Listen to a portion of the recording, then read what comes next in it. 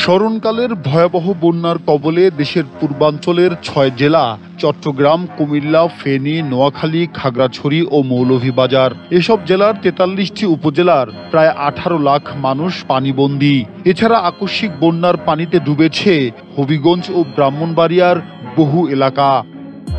কোথাও কোমর, কোথাও বা গলা পানিতে অনেক নিম্ন এলাকার মানুষ প্রাণ রক্ষার আকুতি জানাচ্ছেন। বন্যা কবলিত এসব মানুষদের উদ্ধারে সেনা, নৌ, বিজিবি ও ফায়ার সার্ভিসের সদস্যরা কাজ করছেন।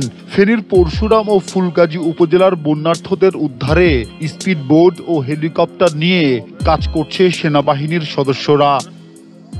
বন্যা কবলিত এলাকায় উদ্ধার তৎপরতায় রয়েছে নৌবাহিনীর সদস্যরাও। দুর্গত এলাকায় কেউ আটকে পড়লে কন্ট্রোল রুমে যোগাযোগের আহ্বান জানিয়েছে নৌবাহিনী। সীমান্ত এলাকার দুর্গতদের উদ্ধারে কাজ করছে বিজিবি।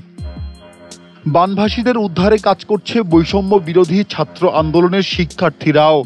দুর্গতদের জরুরি সহযোগিতার জন্য স্পিড বোট নিয়ে কাজ চালাচ্ছে তারা। পাশাপাশি বিভিন্ন স্বেচ্ছাসেবী সংগঠনের পক্ষ থেকেও স্পিড বোট ও ট্রলার নিয়ে বন্যা কবলিত মানুষদের উদ্ধার তৎপরতা চলছে।